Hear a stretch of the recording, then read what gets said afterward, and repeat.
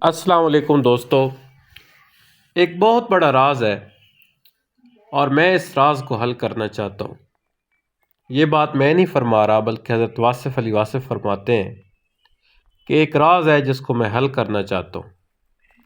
وہ راز کیا ہے کہ میرے خیال کیوں میرے خیال نہیں ہے۔ میں حال میں ہوں لیکن میرا علم، میری دینی تعلیم، میری محبت ماضی میں ہے۔ میری عقیدت ماضی سے وابستہ ہے۔ اگر ماضی یکلخت ختم ہو جائے تو میرے پاس میرا دین بھی نہیں رہ جاتا۔ میری تاریخ ختم ہو جاتی ہے۔ میرے تمام قوا مفلوج ہونا شروع ہو جاتے ہیں۔ گویا ایک وسیع پس منظر کے آگے ایک دیوار سی بن جاتی ہے۔ میں ماضی میں رہتا ہوں، ان لوگوں کی یاد میں رہتا ہوں جن کو میں نے دیکھا نہیں، جو میرے ہم اثر نہیں۔ مجھے ان سے عقیدت ہے۔ میں مزار کو بھی ایک راز سمجھتا ہوں، ایک پردہ ہے جس کے پیچھے بہت سی تجلیات چھپی ہوئی ہیں۔ میں ان کے خیال میں رہتا ہوں، وہ میرے خیال میں رہتے ہیں۔ گویا میں وہاں ہوتا ہوں جہاں میں نہیں ہوتا۔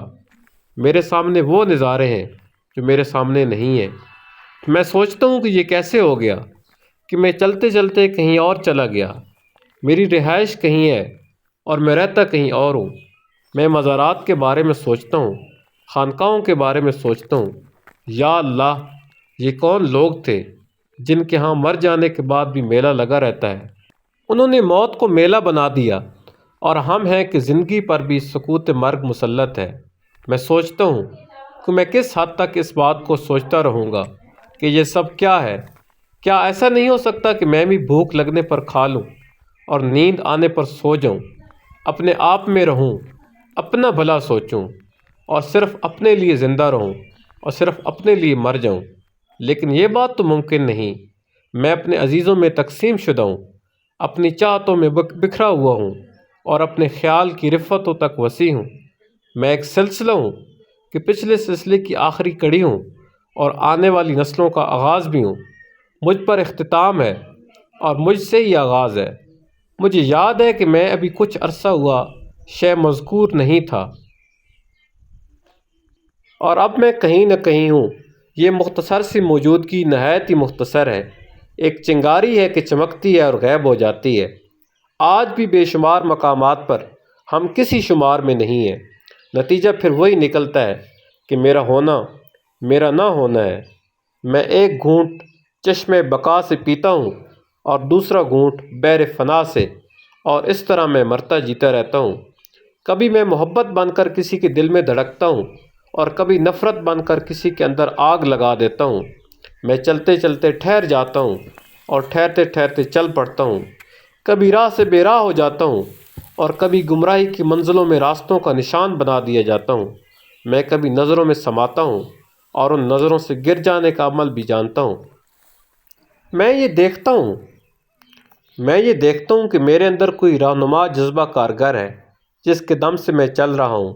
میں اس کی عطا کے سامنے اپنی خطا کا ذکر نہیں کرتا۔ میں تو ہوں ہی خطا وار اور وہ سراپا عطا۔ بہرحال میں سوچتا ہوں کہ یہ راز کیا ہے، اور پھر یہ بھی سوچتا ہوں کہ یہ راز جو کھٹک رہا ہے اپنے سینے میں اور اپنے اظہار کے لیے بےتاب، یہ راز اصل میں ہے کیا؟ کیا یہ صرف انفرادی راز ہے یا یہ وہ راز ہے وہ جس کا اظہار انتظار کیے جا رہا ہے؟ یہ عجب بات ہے کہ ایک بے قرار دل غزل کہہ دے اور ہزاروں بے قرار دلوں کو قرار آ جائے۔ مصنفین اپنی کتابوں کی شکل میں اپنے مرنے کے بعد بھی اپنے چاہنے والوں کی لائبریری میں محفوظ رہتے ہیں۔ کیا انسان اپنا وجود ہے یا اپنا نام؟ بس اس نام کے پردے میں ایک راز ہے اور اسی راز کے بارے میں غور کر رہا ہوں۔ ہم اپنی چاہتوں میں زندہ رہتے ہیں۔ محبوب ہماری زندگی ہے۔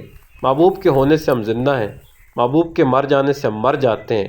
لیکن نہیں، محبوب نہیں مرتا، لیکن محبوب کی ذات یاد بن جاتی ہے اور اپنے طالب کے دل میں رہتی ہے۔ گویا کہ ہم محبوب کے دل سے، اس کے دم سے زندہ ہیں اور محبوب ہمارے دم سے۔ وہ ہمارا مذکور ہے، وہ ہمارے احساس میں ہے، ہماری یاد میں ہے، ہمارے پاس ہی ہے۔ پھر میں یہ سوچتا ہوں کہ یہ جو سب بزرگ رخصت ہو چکے ہیں، یہ ہماری یاد میں ہیں، ہمارے احساس میں ہیں، پھر یہ زندہ ہیں کیونکہ یہ زندگی میں رہتے ہیں۔ زندگی ہم ہیں اور یہ ہم میں ہیں۔ ہم جس کی محبت میں ہیں وہ ہم میں موجود ہے۔ یہاں میں یہ سوچتا ہوں کہ جن لوگوں میں جتنی بڑی محبت ہے وہ اتنے بڑے زندہ ہیں۔ سب سے بڑی محبت اللہ کے محبوب صلی اللہ علیہ وآلہ وسلم سے ہو سکتی ہے۔ یہ محبت رکھنے والا فنا بقا سے اگلی منزل کا مسافر ہے۔ یہ وادی تجلیات کا رہبر ہے۔ بہرحال ایک عجب راز ہے کہ یہ سب راز ہے اور میں اس راز کے پردے میں ہوں۔ میں اس پردے کو اٹھانا چاہتا ہوں لیکن یہ میرے بس کی بات نہیں ہے۔ میں سوچتا ہوں کہ میری نگاہ جس چیز کو دیکھتی ہے وہ چیز میرا علم بن جاتی ہے، میری یاد بن جاتی ہے، میری نفرت اور محبت بن جاتی ہے۔ گویا کہ میں دور تک پھیلا ہوا سلسلہ ہوں۔ میں حاصل اور محرومیت سے آزاد ہو کر سوچتا ہوں کہ اس راز کی چابی کیا ہے۔ یہ کیا وجہ ہے کہ ایک آدمی پہلی دفعہ ملتا ہے اور ہم سوچنے لگ جاتے ہیں کہ ہم اسے پہلی بار سے بھی پہلے مل چکے ہیں، اور یہ بھی عجب بات ہے کہ کچھ لوگ ہمارے قریب رہتے ہیں، ہمیں نظر آتے ہیں لیکن ہمیں محسوس نہیں ہوتے۔ میرے لیے بے شمار لوگوں کا ہونا نہ ہونا برابر ہے۔ کبھی کبھی میں اخبار پڑھ جاتا ہوں اور ان میں کبھی کوئی خبر نظر نہیں آتی۔ میں جس کو سننا چاہتا ہوں وہ بولتا ہی نہیں، جسے دیکھنا چاہتا ہوں وہ نظر ہی نہیں آتا، جس کا ثبوت نہیں اس کو مانتا ہوں، جس کو دیکھا ہی نہیں اس کی محبت میں سرشار ہوں۔ میں کہاں سے آیا ہوں، میں کن اجزاء سے مرتب ہوا ہوں۔ کسی اور کا عمل میرا علم بن جاتا ہے اور کسی اور کا علم میرا عمل بن جاتا ہے۔ کسی اور کی صورت میری محبت بن جاتی ہے اور کسی اور کا چہرہ میرے لیے نفرت۔ اکثر اوقات میری کسی خطا کے بغیر میری سزا بن جاتی ہے اور اکثر و بیشتر میری خطا مجھے در عطا پر جھکا دیتی ہے۔ یہ عجب راز ہے کہ یہ راز ایسا ہے کہ اس کو جتنا بیان کرو اتنا ہی بیان نہیں ہوتا۔ یہ وہ راز ہے جو تلاش کرنے والوں کو حاصل نہیں ہوتا، کیونکہ یہ خود ہی تلاش ہے۔ جس کو ملتا ہے اس کو بتائے بغیر ملتا ہے کہ یہ راز ہے۔ یہ راز کئی شکلیں اختیار کر سکتا ہے۔ ایک سائل آتا ہے، دروازے پر دستک دیتا ہے، خیرات کا سوال کرتا ہے۔ انکار پر وہ کہتا ہے مجھے غور سے دیکھو، میں تمہارا راز ہوں، میں بخیل کو سخی بنانے والا نسخہ ہوں۔ عبادت اس منزل پر نہیں پہنچاتی جہاں میرے دل سے نکلی ہوئی دعا پہنچا دیتی ہے۔ یہ نیکی ہے۔ انسان خالق کا مظہر ہے، اس کی قدر کرو۔ یہ تم ہی ہو، تمہارا بھائی تم ہی ہو، جس طرح تمہارا ہاتھ تم ہی ہو، تمہاری آنکھ تمہاری ہے، لیکن نہیں، یہ جلووں کی ہے۔ انہوں نے تیرے پاس آنے کے یہ رستہ بنا دیا ہے۔ اصل میں جلووں کا آنا مقصد ہے، تم جلووں کے لیے ہو، گویا کہ تم جلووں میں ہو۔ جب تم ہی جلووں میں ہو تو پھر تم خود ایک جلوہ ہو۔ تمام نظاروں کی کنجی تیری آنکھ میں ہے، تیری آنکھ نظاروں کا ایک حصہ ہے۔ یہ نہ ہو تو نظاروں کا حسن ختم ہو جاتا ہے، گویا کہ نظاروں کی جان تیری آنکھ ہے۔ کبھی اپنی آنکھ کا نظارہ دیکھنے کی کوشش کرو، نہیں، یہ راز ہی رہے گا کہ آنکھ کی نظر کیا ہوتی ہے اور منظر کی آنکھ کیا ہوتی ہے۔ یہ ساتھ رہتے ہیں اور پہچان نہیں ہوتی۔ انسان خود ہی کسی کا راز ہے۔ وہ خود کیا راز دریافت کرتا ہے؟